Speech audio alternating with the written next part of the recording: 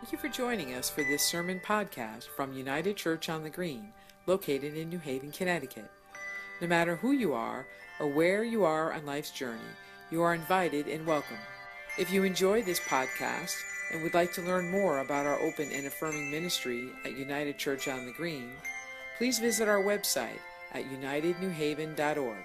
Thank you. Will you pray with me? Oh, dear God, may the words of my mouth and the meditations of all of our hearts be acceptable in your sight, O God, our Redeemer. Amen. Our gospel reading today from the Gospel of John that Mabel read to us today, it gives us the great commandment that we are called to love one another just as Jesus has loved us. This is how we can show that indeed we are disciples, through our loving response to God's love. Jack Russell, our operations manager and my assistant, was telling me the other day about his favorite masterpiece show called Grantchester, about a vicar and a detective. And he said, I would just love this show. Are you all familiar with it? He quoted to me what the vicar, Reverend Sidney Chambers, said, and that was that love should be nurtured and encouraged, not manipulated to serve our own purposes, that love is a treasure.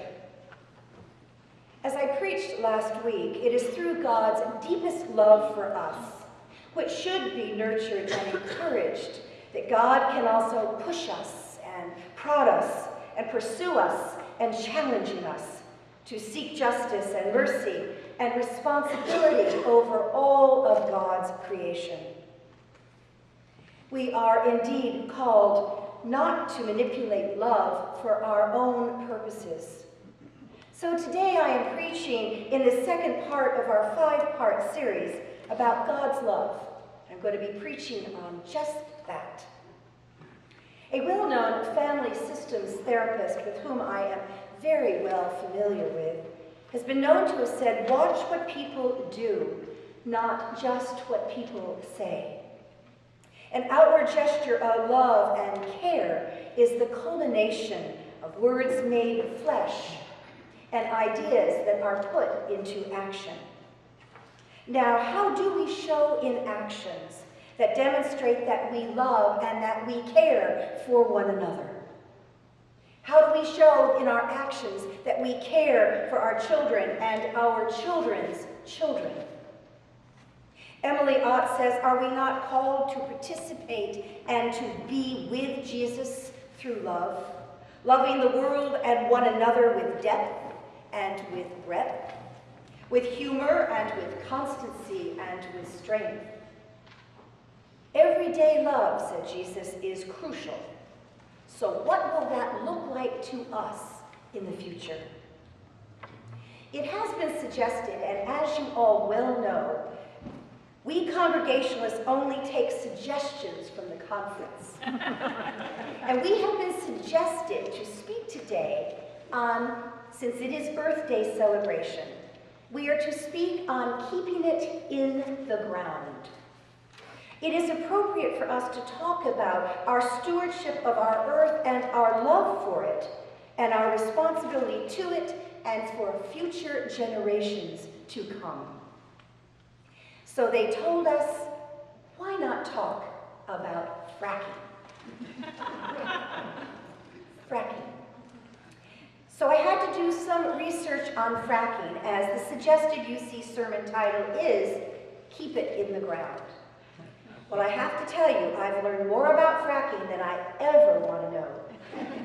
And it is very sobering. You all know me well enough to know that I am not a scientist and I'm not a reporter, but I am an ordained minister to be pastor, to be preacher, and to be prophet. So this sermon needs to be given. Bear with me. I needed to get a lot of help. Fracking is the process of drilling down into the earth before a high-pressure water mixture is directed at the rock, to release the gas that is inside. Water and sand and chemicals are injected into the rock at very high pressure, which allows the gas to flow out to the head of the well. And did you know that we have over 500,000 active gas wells just in the U.S.? Fracking. Fracking.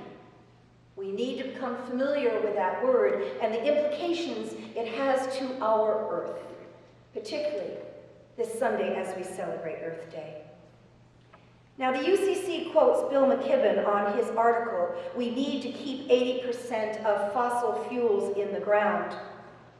He makes a compelling case against the detonating of what he calls carbon bombs. The vast underground pools of oil and gas and coal that exist in various places throughout the world. In the United States, think of the coal found in the Powder River Basin of Wyoming, or the gas that is found in the Marcellus Shale surrounding West Virginia up to Pennsylvania and even up as far as New York. McKibben's argument about such carbon bombs is simple. If they go off, if they're dug up, and if they are burnt, they will wreck the planet. That amount of carbon in the atmosphere would send us well past the red alert danger zone determined by the laws of physics. Our world would simply overheat. We pushed through the 400 parts per million levels of CO2 in the atmosphere last spring. 2015 was the hottest year in recorded history, smashing the record that was set in 2014. So we have to attack this problem from both ends, going after supply as well as demand. We have to leave fossil fuel in the ground. The BBC says that the extensive use of fracking in the U.S., where it has revolutionized the energy industry, where, I might add, companies have manipulated their love for immediate financial gain over their love of the earth, has prompted environmental concerns. Indeed, it should. Fracking uses huge amounts of water, which must be transported to the fracking site at significant environmental cost. Environmentalists say potentially carcinogenic chemicals used may escape and contaminate groundwater around the fracking site.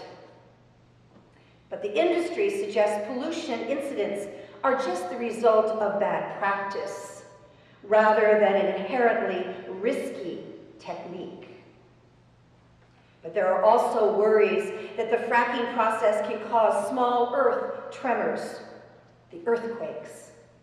Pam Stanton sent me the New York Times op-ed article this week, which said there is abundant evidence that heavy fracking seriously upsets ecological balance, including water contamination and earthquakes. For example, Oklahoma had 890 earthquakes of 3.0 magnitude or higher just last year. Fracking is simply distracting energy firms and governments from investing in renewable sources of energy and encouraging continued reliance on fossil fuel. The most important act of caring for God's creation that our society can undertake today is protecting our fossil fuel resources, says Reverend Brent, our UCC Minister for Environmental Justice.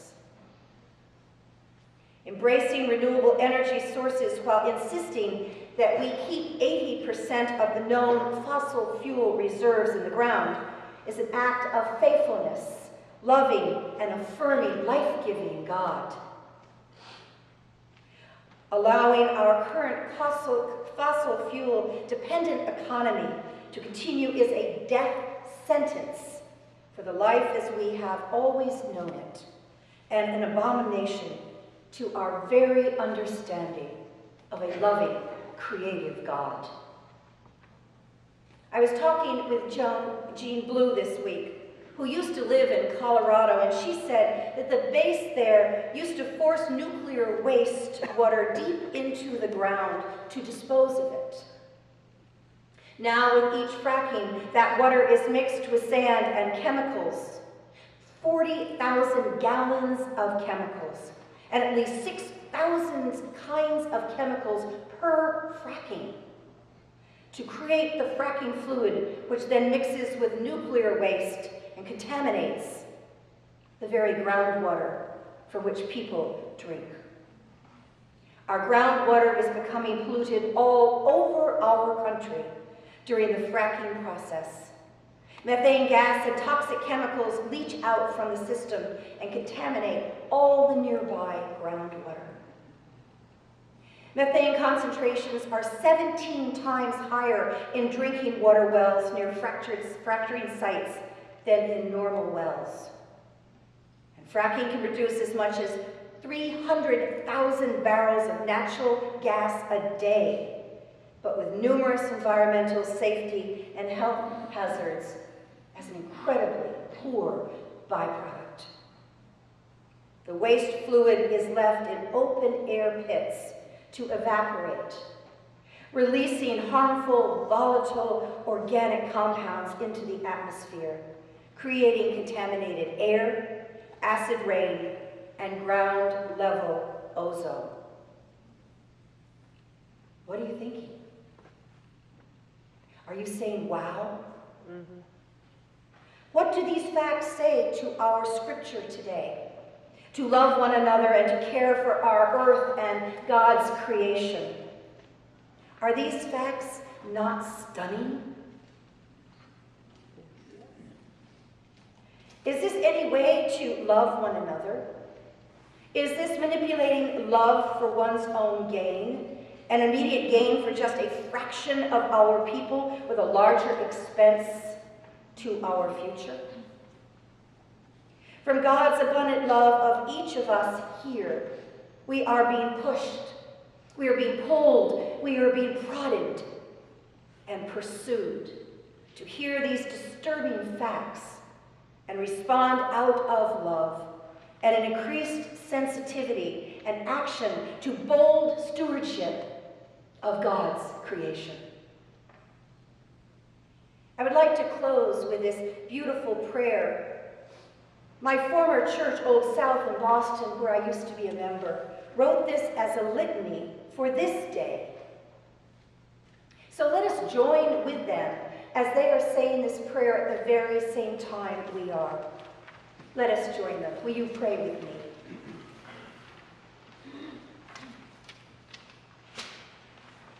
God, we give you hearty thanks for the gift of human intellect, for the brilliance of reason, the sparklings of creativity and the impulses of intuition that you planted within us. In our mind's eyes, gravity ripples, and light outpaces time's pendulum. We discern from far away the exploding of stars and calculate the vibrations of the tiniest particles. With the minds with which you blessed us, we conquered fire and we tamed it. We put yokes on mighty rivers and diverted their courses to serve our purposes. We saw the promise of a new century born in the heat of forged iron, fiery coal, and viscous oil. We traverse the globe faster than the earth itself can spin in space. We understand now that you have made us only a little lower than the angels. And yet, with our minds, we do discern that our prodigal ways must change. We are devouring and defiling our home, consuming what cannot be replaced. from Arctic core samples to weather data, from ocean temperature readings to disappearing species, from unprecedented storms to dropping water tables. The evidence is clear. We are undoing your glorious earth. Grant us wise eyes and open hearts and Christly discipline, that we might glimpse the promise of yet another new century, another way of being together on your earth, power without destruction, and advancement without devastation. May we create a relationship with the earth, not as an object to be exploited, but as a mother to be loved and respected, as a partner with whom we must form a covenant if we are to survive. Dear God, may we become a partner who begs and pleads with us. Keep the coal in the ground. Keep the petroleum in the ground. Keep the tar shale in the ground. Keep the natural gas in the ground. Preserve these primeval fuels in the ground, in the deep earth, that they might go about their patient, ancient, subterranean business. And may we love one another as God has loved us. Amen.